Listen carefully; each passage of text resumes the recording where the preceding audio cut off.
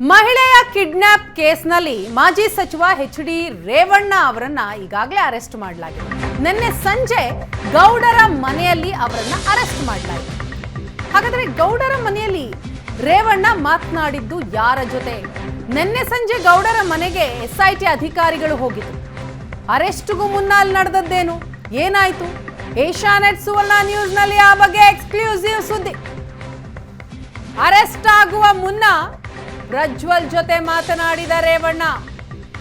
ನಿನ್ನೆ ಎಸ್ಐಟಿ ಅಧಿಕಾರಿಗಳು ಅವರ ನಿರೀಕ್ಷಣಾ ಜಾಮೀನು ಅರ್ಜಿ ವಜಾ ಆದ ಬೆನ್ನಲ್ಲೇ ದೇವೇಗೌಡರ ಮನೆಗೆ ಹೋಗ್ತಾರೆ. ಅಲ್ಲಿ ರೇವಣ್ಣ ಇದ್ದಾರೆ ಅನ್ನೋ ಮಾಹಿತಿಯ ಮೇರೆಗೆ ಆಗ ಅಲ್ಲಿ ನಡೆದದ್ದೇನು ಅನ್ನೋದರ ಎಕ್ಸ್ಕ್ಲೂಸಿವ್ ಇನ್ಫಾರ್ಮೇಶನ್ ಇದು.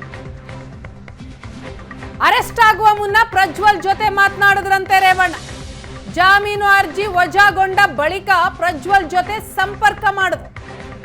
ಏಷ್ಯಾನೆಟ್ ಸುವರ್ಣ ನ್ಯೂಸ್ಗೆ ಎಸ್ಐಟಿ ಮೂಲಗಳಿಂದ ಸಿಗ್ತಾ ಇರೋ ಮಾಹಿತಿ, ಎಕ್ಸ್ಕ್ಲೂಸಿವ್ ಮಾಹಿತಿ. ಅರೆಸ್ಟ್ ಆಗುವ ಮುನ್ನ ಮಗ ಪ್ರಜ್ವಲ್ಗೆ ರೇವಣ್ಣ ಬುದ್ಧಿವಾದ ಹೇಳಿದ್ರಂತೆ. ಎಸ್ಐಟಿ ವಶಕ್ಕೆ ಹೋಗ್ತಾ ಇರೋದಾಗಿ ಫೋನ್ನಲ್ಲಿ ಪ್ರಜ್ವಲ್ಗೆ ತಿಳಿಸಿದ್ರಂತೆ ರೇವಣ್ಣ. ಪ್ರಜ್ವಲ್ ಶರಣಾಗಲು ಸೂಚನೆ ಕೊಟ್ರ ಹಾಗಾದ್ರೆ ಮಾಜಿ ಸಚಿವ ರೇವಣ್ಣ. ಮಾಜಿ ಸಚಿವ ರೇವಣ್ಣ ಬಂಧನಕ್ಕೂ ಮುನ್ನ ಪ್ರಜ್ವಲ್ ಸಂಪರ್ಕ ಮಾಡಿದ್ರಂತೆ. ಎಸ್ಐಟಿ ವಶಕ್ಕೆ ಹೋಗ್ತಾ ಇದ್ದೀನಿ ಅನ್ನೋದನ್ನ ತಿಳಿಸಿದ್ರಂತೆ. ಆದಷ್ಟು ಬೇಗ ಶರಣಾಗು ಅನ್ನುವಂತಹ ಸೂಚನೆ ಏನಾದರೂ ಕೊಟ್ರ ರೇವಣ್ಣ? ಇದೇ ವಿಚಾರಕ್ಕೆ ಸಂಬಂಧಪಟ್ಟ ಹಾಗೆ ಮಾಹಿತಿಯನ್ನ ಕೊಡ್ತಾರೆ ನಮ್ಮ ಪ್ರತಿನಿಧಿ ರವಿ. ಈಗ ನ್ಯೂಸ್ ಡೆಸ್ಕ್ ನಿಂದ ನಮ್ಮ ಜೊತೆ ನೇರ ಸಂಪರ್ಕದಲ್ಲಿದ್ದಾರೆ. ಹಾಗೆ ಫೀಲ್ಡ್ ನಿಂದ ಚೇತನ್ ಮತ್ತು ಕಿರಣ್ ನಮ್ಮ ಜೊತೆ ಸಂಪರ್ಕದಲ್ಲಿದ್ದಾರೆ. ರವಿ, ಬಹಳ ಇಂಟ್ರೆಸ್ಟಿಂಗ್ ವಿಚಾರ ಅಂತ ಅನಿಸ್ತಾ ಇದೆ. ನಿನ್ನೆ ರೇವಣ್ಣ ಅರೆಸ್ಟ್ಗೂ ಮುನ್ನ ಆಗಿದ್ದೇನು ಗೌಡ್ರ ಮನೆಯಲ್ಲಿ, ಏನ್ ಮಾಹಿತಿಗಳು ಎಸ್ಐಟಿ ಇಂದ ಸಿಗ್ತಾ ಇರುವಂಥದ್ದು? ಖಂಡಿತವಾಗಿಯೂ ಕೆ.ಆರ್. ನಗರದ ಒಬ್ಬ ಮಹಿಳೆಯ ಕಿಡ್ನ್ಯಾಪ್ ಪ್ರಕರಣದಲ್ಲಿ ಎಚ್.ಡಿ. ರೇವಣ್ಣ ಅವರು ನಿರೀಕ್ಷಣಾ ಜಾಮೀನನ್ನು ಕೂಡ ಸಲ್ಲಿಕೆ ಮಾಡಿದರು. ನ್ಯಾಯಾಲಯದಲ್ಲಿ ವಾದ ವಿವಾದಗಳನ್ನ ಆಲಿಸಿದ ಬಳಿಕ ಎಚ್.ಡಿ. ರೇವಣ್ಣ ಅವರಿಗೆ ನಿರೀಕ್ಷಣಾ ಜಾಮೀನನ್ನು ಅರ್ಜಿಯನ್ನು ಕೂಡ ವಜಾ ಮಾಡಲಾಗಿರುವಂಥದ್ದು. ಸೊ ಈ ಸಂದರ್ಭದಲ್ಲಿ ಎಸ್ಐಟಿ ಅಧಿಕಾರಿಗಳು ರೇವಣ್ಣ ಅವರ ಟವರ್ ಲೊಕೇಶನ್ನ ಹುಡುಕ್ತಾ ಇದ್ರು. ಅವರು ಎಲ್ಲಿದ್ದಾರೆ ಅನ್ನುವಂತಹ ಮಾಹಿತಿ ಮೇರೆಗೆ ಪದ್ಮನಾಭನಗರದಲ್ಲಿರುವಂತಹ ಎಚ್.ಡಿ. ದೇವೇಗೌಡರ ನಿವಾಸದಲ್ಲಿ ಲೊಕೇಶನ್ ಬರ್ತಾ ಇತ್ತು. ಸೊ ಹೀಗಾಗಿ ಅವರು ದೇವೇಗೌಡರ ಮನೆಗೆ ಹೋಗ್ತಾರೆ. ಅಲ್ಲಿ ಎಚ್.ಡಿ. ರೇವಣ್ಣ ಅವರು ಇರೋದನ್ನು ಕನ್ಫರ್ಮ್ ಮಾಡ್ಕೊತಾರೆ. ಸೊ ಈ ಸಂದರ್ಭದಲ್ಲಿ ನಿರೀಕ್ಷಣಾ ಜಾಮೀನು ಅರ್ಜಿ ವಜಾ ಆಗುತ್ತೆ. ಅಂದರೆ ರೇವಣ್ಣ ಅವರನ್ನು ವಶಕ್ಕೆ ಪಡೆಯುವಂತಹ ಎಲ್ಲ ಸೂಚನೆಗಳು ಕೂಡ ತುಂಬ ಸ್ಪಷ್ಟವಾಗಿ ಕಾಣಿಸ್ತವೆ. ಈ ಒಂದು ಮಾಹಿತಿ ಎಚ್.ಡಿ. ರೇವಣ್ಣ ಅವರು ಕೂಡ ಗೊತ್ತಾಗಿರುತ್ತೆ. ಅಂದರೆ ಯಾವುದೇ ಕ್ಷಣದಲ್ಲಿ ಅಧಿಕಾರಿಗಳು ನಮ್ಮ ಮನೆ ಮುಂದೆ ಬರ್ಬೋದು, ಅವರು ನನ್ನನ್ನು ವಶಕ್ಕೆ ಕೂಡ ಪಡಿಬೋದು ಅನ್ನುವಂತಹ ಮಾಹಿತಿ ಬಂದಂತಹ ಸಂದರ್ಭದಲ್ಲಿ ದೇವೇಗೌಡರ ಜೊತೆ ಸಾಕಷ್ಟು ಮಾತುಕತೆಯನ್ನು ಕೂಡ ನಡೆಸ್ತಾರೆ. ಸುಮಾರು 20 ನಿಮಿಷಗಳ ಕಾಲ ಎಸ್ಐಟಿ ಅಧಿಕಾರಿಗಳನ್ನು ಮನೆಯಿಂದ ಹೊರಗಡೆ ಕಾಯಿಸ್ತಾರೆ.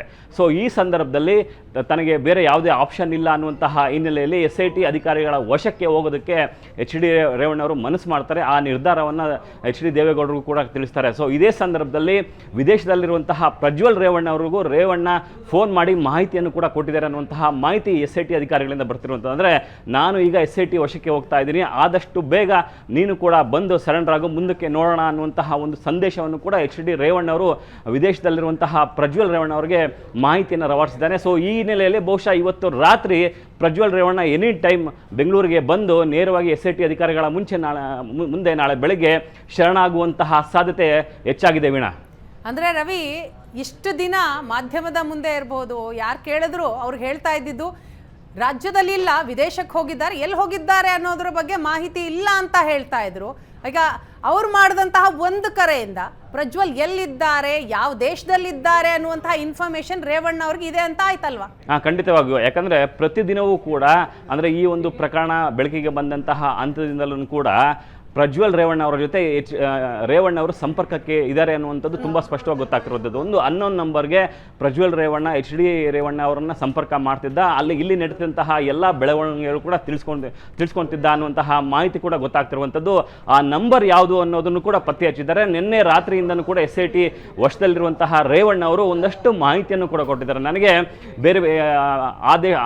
ಬೇರೆ ಯಾವ ಭಾಗದಲ್ಲಿದ್ದಾನೆ ಅನ್ನೋದು ತುಂಬ ಸ್ಪಷ್ಟವಾಗಿ ಗೊತ್ತಿಲ್ಲ, ಅಲ್ಲಿದ್ದಾನೆ ಇಲ್ಲಿದ್ದಾನೆ ಅನ್ನುವಂತಹ ಮಾಹಿತಿ ಗೊತ್ತು. ಒಟ್ಟು ಭಾರತ ಭಾರತದಲ್ಲಿ ಇಲ್ಲ ಅನ್ನೋದೊಂದು SIT ಅಧಿಕಾರಿಗಳ ಮುಂದೆ ರೇವಣ್ಣವರು ತುಂಬ ಸ್ಪಷ್ಟವಾಗಿದ್ದಾರೆ. ಒಂದು ಮಾಹಿತಿಯ ಪ್ರಕಾರ ಜರ್ಮನಿಯ ಮ್ಯೂನಿಚ್ ನಗರದಲ್ಲಿದ್ದಾರೆ ಪ್ರಜ್ವಲ್ ರೇವಣ್ಣ ಅನ್ನುವಂತಹ ಮಾಹಿತಿ ಬರ್ತಾ ಇದೆ. ಮತ್ತೊಂದು ಮಾಹಿತಿಯ ಪ್ರಕಾರ ಅವರು ದುಬೈನಲ್ಲಿದ್ದಾರೆ ಅನ್ನುವಂತಹ ಮಾಹಿತಿ ಬರ್ತಾ ಇದೆ. ಬಹುಶಃ ಅಟ್ ಎನಿ ಟೈಮ್ ಇವತ್ತು ನೈಟ್ ಬೆಂಗಳೂರಿಗೆ ಬಂದೇ ಬರ್ತಾರೆ ಅನ್ನುವಂತಹ ಮಾಹಿತಿ ಕೂಡ ತುಂಬ ಸ್ಪಷ್ಟವಾಗಿರುವಂಥದ್ದು.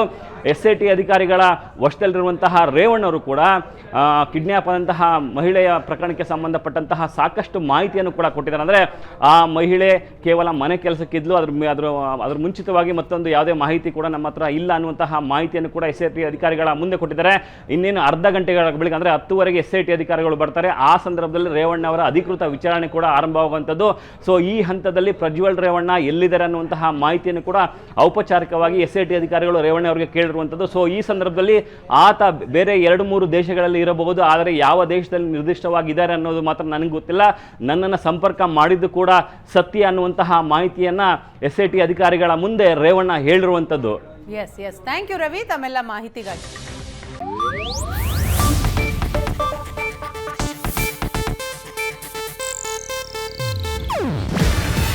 ಇದು ಏಷ್ಯಾನೆಟ್ ನ್ಯೂಸ್ ನೆಟ್ವರ್ಕ್ ಪ್ರಸ್ತುತಿ. ನೀವು ನೋಡ್ತಿದ್ದೀರಾ ಏಷ್ಯಾನೆಟ್ ಸುವರ್ಣ ನ್ಯೂಸ್.